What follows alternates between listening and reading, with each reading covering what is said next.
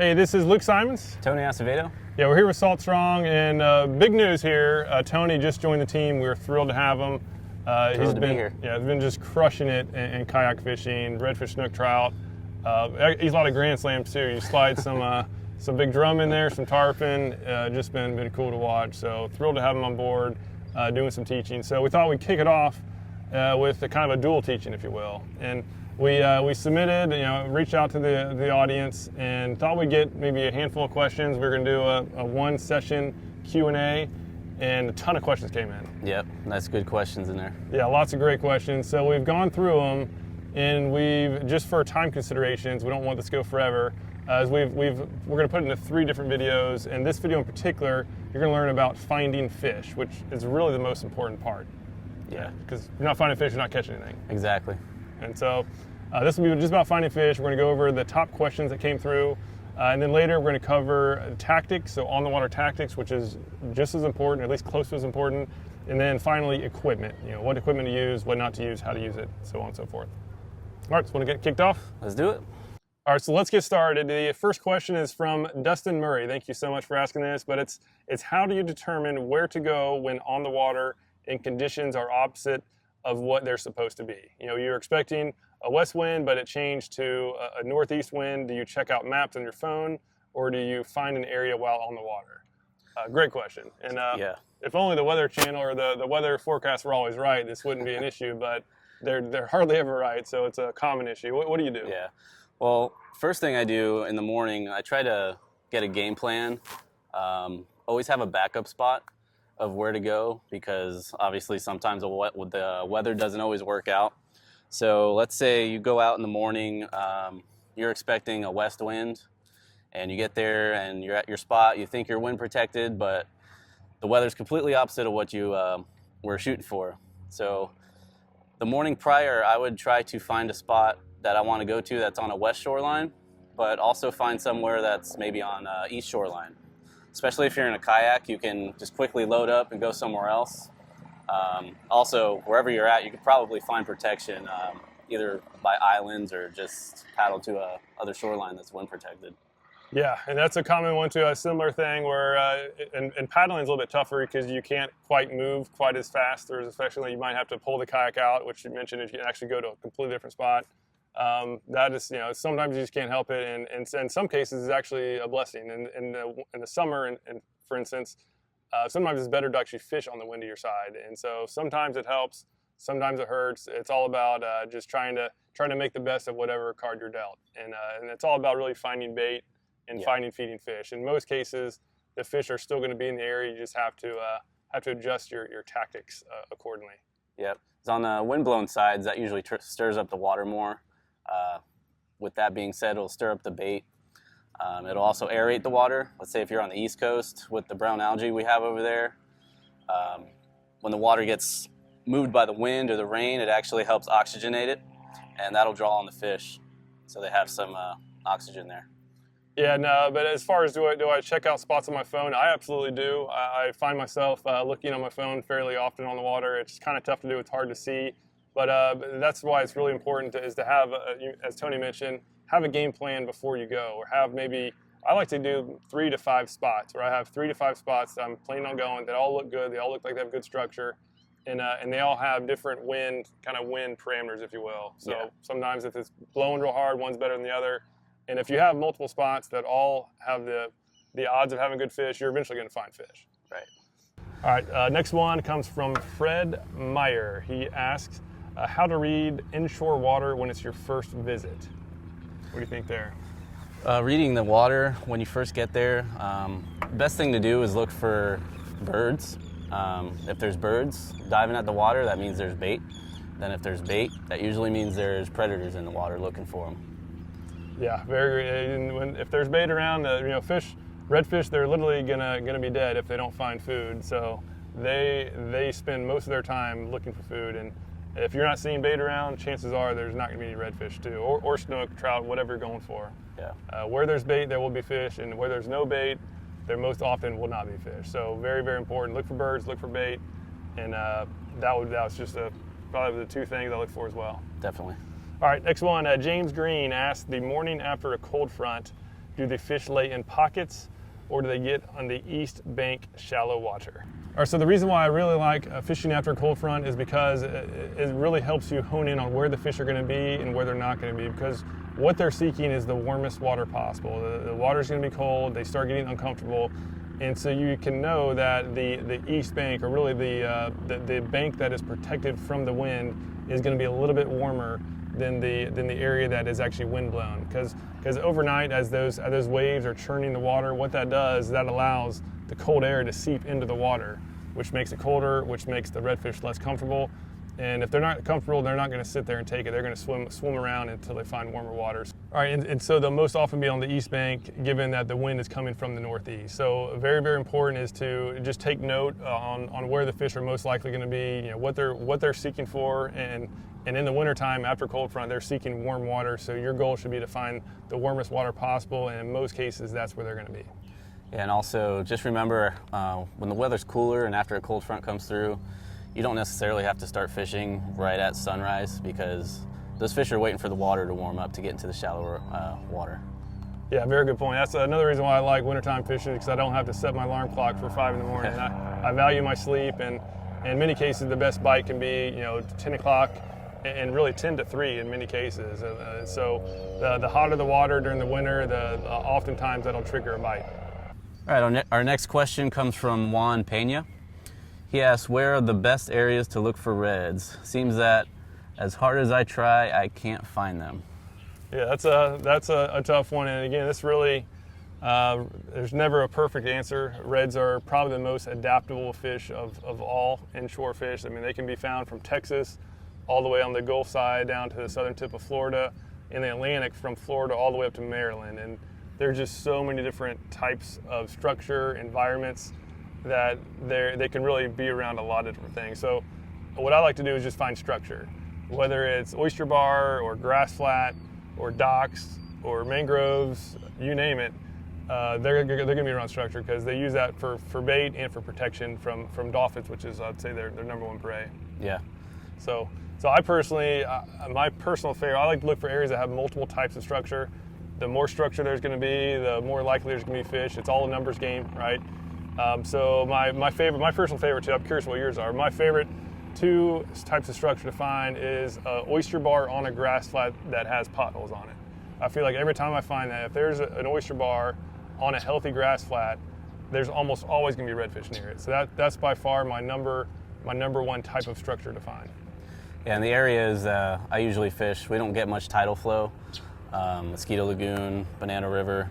So we don't have oyster bars or anything like that. So the biggest thing I look for are shallow grass flats that usually have an edge on them, and that edge creates a sandbar, and then it drops off to a deeper area, because that gives redfish an area to kind of hunker down at night and then come up to feed in the morning on that flat.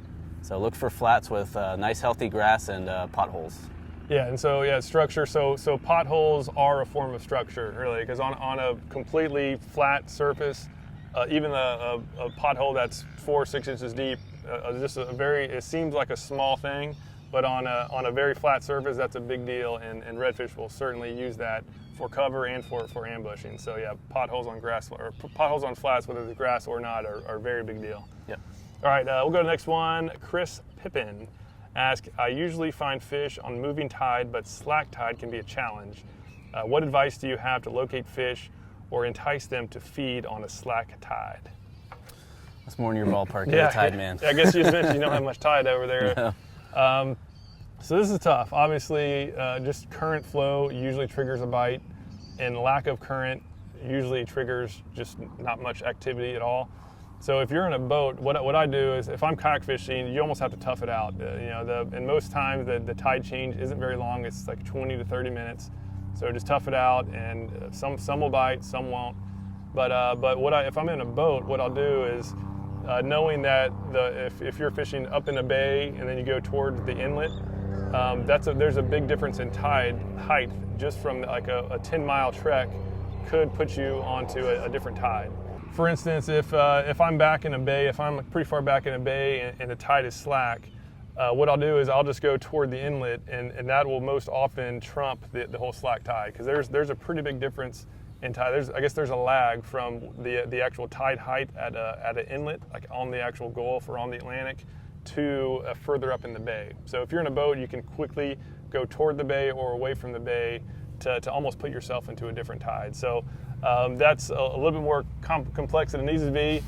In most cases, just tough it out. It'll only be 20 minutes or so, and then the current should start picking up. All right. Our next question comes from Michael Badonsky. He says, so, without getting deep into the complex variations of all the moon and tides, time of year, winds and currents, spawning periods, etc. playing a role, what do you consider a basic rule of thumb for inshore fishing conditions? As far as tide, moon, location, just a general idea of a starting point on what we are looking for to find fish. Yeah, this is a tough one. There's really no perfect answer to this, but as far as a general rule of thumb is fish with the current. So whether it's incoming or outgoing, I used to think incorrectly that incoming tide was the only time I should fish inshore. That's not true at all. So fish between the tides, because between the tides is when the current is at its maximum. So I would say maximize the current. That's as far as if you're going to try to time your day. But actually, more important than that is the time of day. So twilight, very morning, or right at the evening. That trumps tides, in my opinion. I guess you're in air without much tides, but yeah. But if you only have an hour to fish, I would say do it right early morning, as soon as the sun is coming up, or wait until right in the evening before the sun's going down. That is going to be the ideal time to fish. If you're going to be in the middle of the day, then just try to maximize the current flow. That would usually trigger the bite. But as far as starting point on what to look for finding fish, that's structure. Yeah. So instead of fishing out in the middle of a bay, find an area that has multiple forms of structure, like oyster bars, a point of an island, seagrass. Yeah. That was we talked about before. Docks are a very good source of structure for really in all areas. So yeah. Typically, places you probably don't want to take your boat, shallow water, around docks, just like Luke was saying, around structure. That's usually where the fish are, because they're using that stuff to hide in. Yep. Find the structure. Hit those at the max current times or at twilight, I guess would be the very short general rule. Yep. Structure, current, and then twilight time, morning and night. All right, hopefully that helps, Michael. Our next question is from Nicholas George, and he asks, I've never seen a tailing redfish. Am I probably in too deep of water, is his question. And then he goes on to say that he normally fishes in 3 to 5 feet of water in the flats, and he's having no problem finding trout, but is having trouble finding redfish, in particular tailing redfish. What do you think? Yeah, you're definitely in too deep of water. 3 to 5 feet is a lot of water. It's probably why you're catching a lot of trout, because they kind of like that deeper water a little bit more. But tailing redfish, the reason you see them tailing is because they're actually feeding off the bottom, digging around in the grass and the mud, and they're at an angle too. Yeah, they're not vertical. So 3 feet of water, even a 36-incher wouldn't be tailing there. Yep. So you definitely want to be in shallower water where there's grass and bait. And also, when you actually do find a tailing redfish, you want to be as quiet as possible. You don't want to make any kind of noise, any sudden movements. Sometimes you just want to sit there and just watch it for a second. See which direction the fish is facing just by the direction of their tail. Yeah, and to that point, as soon as you see one, there's oftentimes going to be more than one. So if you see one, there's usually going to be others feeding in that same depth of water. So when I see one, I know you do the same thing. Is if we see one, then start going really slow, be extremely quiet. Where sometimes if I know I'm in a spot that has feeding redfish when they're tailing, I'll actually just sit there and not fish at all and just look around. And sometimes you can barely see just the smallest sign, but as they get more and more comfortable, they'll get more and more aggressive. So yeah, I would say definitely 3 to 5 feet of water is too deep. Great for catching a lot of a lot of trout. But for redfish, like 1 to 2 feet of water is, I would say, ideal. And I was even out last weekend on an exploration trip for the Insider Report in Inglewood, and I got into a spot where I saw tailors right away, and they were in about 12 inches of water. So really, really shallow. I had a hard time even getting the boat to them, but they were actually decent-sized fish too. Because again, when they're tailing, they're not directly up. There can be a mid to upper slot redfish in 12 inches of water because it's just sitting there at this angle, and its tail is just barely above the surface. So all about being stealthy, keeping a close eye out, and just going around till you find an area that's productive. Yep. So yeah, definitely, yeah, Nicholas, check out some shallower water. All right, go ahead. All right, next question is from Vincent Sabatea. He asks, hope I didn't butcher that name. He asks, how can you find the best spots to fish in less time? I want to find better spots to fish, but can't find any. I guess I'll get that one. And we kind of touched on it before, but as far as finding the best fish in less time, time on the water is probably the most valuable time we can have. We wish we had more of it. So it's all about pre-planning, as we kind of touched on. The best way to find the most spots in less time is to just get online. I usually on it for maybe 10 to 15 minutes before I go. When going to a new spot, I'll use the online maps to find areas that have multiple forms of structure, because on those online maps you can see docks, you can see oyster bars, you can see grass flats, you can see points, you can see most everything you need to see. Pretty much everything, yeah. And just use that to put the odds in your favor, because it's really just a numbers game. If you maximize the maximum types of structure in one general area, that is most often going to hold the most fish. So pre-planning and using technology really, so that you can have a game plan before you get out there. Yeah, and definitely experience pretty much trumps everything. Actually getting out there on the water. Yeah, and as you do, pick multiple spots and then check them out. Over time, you'll start seeing trends that work in your area, because every area is different. The summer versus winter is sometimes a complete opposite of where the fish are going to be. Even East Coast versus West Coast. Yeah, yeah. So very, very important again to have a plan, and then to almost like evaluate yourself after the trip, and just take note on what's working, what's not, and then again you'll definitely start picking up on trends. So good question there, Corey. So next one is Gary Shaw. All right. Gary. Yeah, I'm looking to catch my first big bull red. What size hook do you recommend, and where should I throw? In open water or near the mangroves for bull reds? Any tips would be much appreciated. Tony, the bull red slayer, I'll let you get on that one. Well, Gary, it depends on what you're doing. If you're throwing artificial, I've actually caught bull reds on just the owner twist lock hooks, the 3/0 size.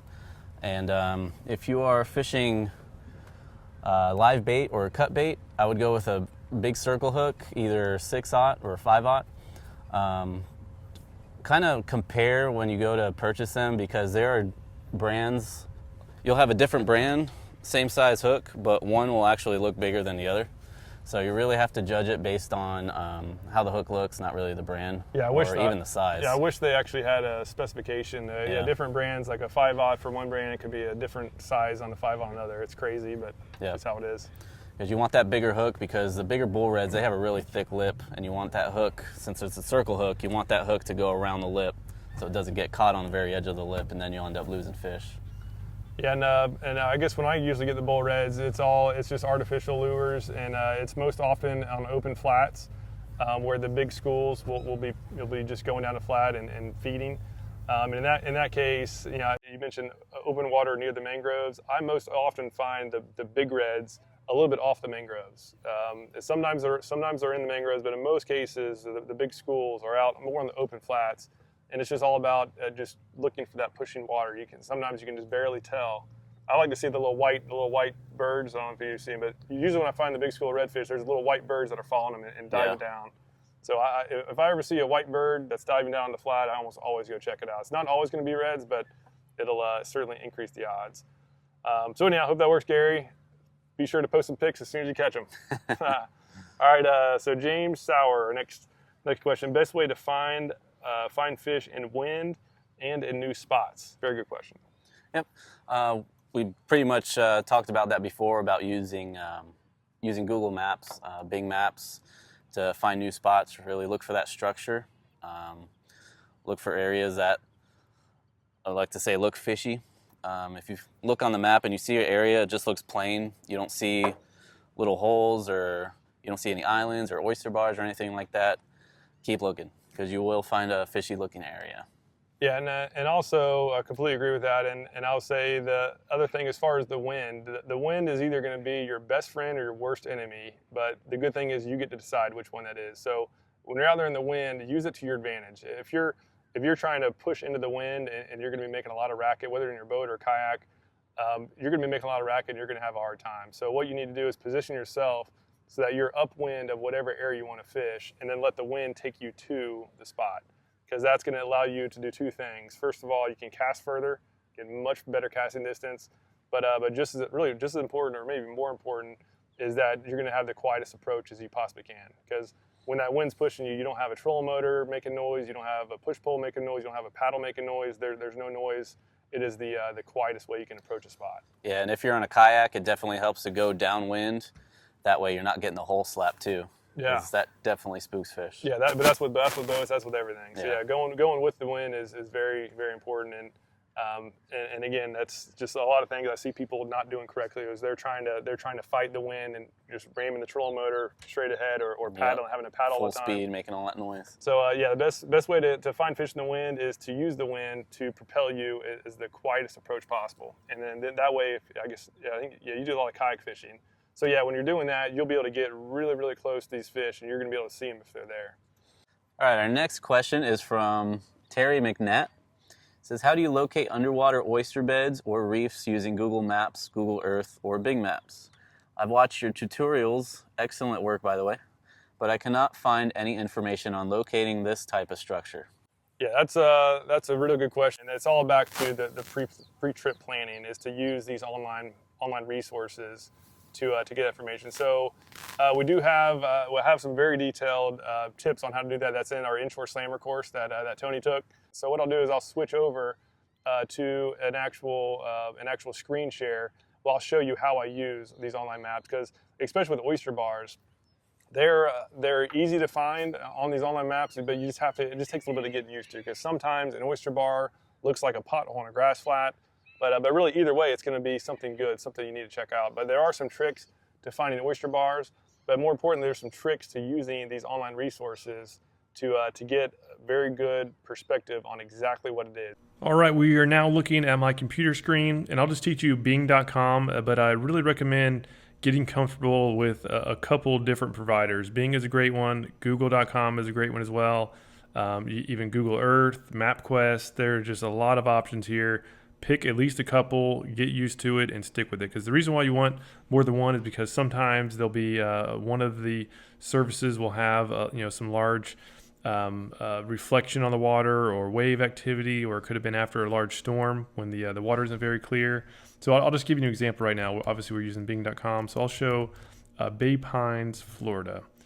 And so when whatever area you're searching, just type that in the search bar. You'll see this little map section come up, and obviously over time they're going to be changing this display, but the overall system will be very similar, I'm sure. So how it always starts is an actual map, like a road map style, but we want to see satellite. But first of all, I just want to actually see the whole map, so I'm going to just hit that little button, get that out of there. So now the full screen is a map. And the way to toggle the different types of maps is up here in the top right side. So click aerial. So now we actually have an aerial satellite view of the area. And I've been here once before, and it has some good oyster bars. And I'll just show you a good way to determine what's an oyster bar or what's not. So right now, again, I'm zooming in and out. And you can see that this area, you can see some grass activity. Usually this little darker area with splotchy little edges. That's almost always grass. And then once you get up into, you can see it's a little bit shallower right here. Then you have a little bit of lighter activity. That's either going to be sand or it's going to be oysters. In many cases like this, it's oysters. So let's just zoom in here. So right now this is as far as I can zoom in on the aerial view. One really cool thing about Bing, the reason why I really like it, is because it actually allows for multiple views. So we have aerial, and then we have bird's eye.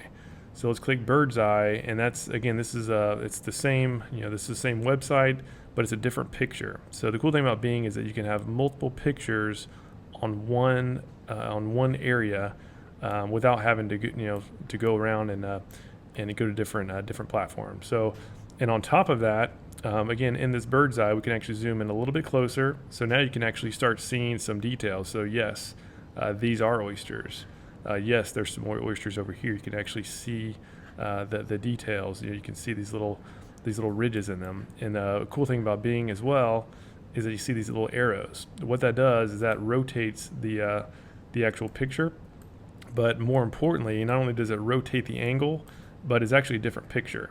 And so you can probably see that some of these pictures will be more clear than others. This was clearly taken on a different day. Now we're looking from the north to the south, and you can clearly see some good grass and a little bit of depth change, and then that this is an oyster bar point.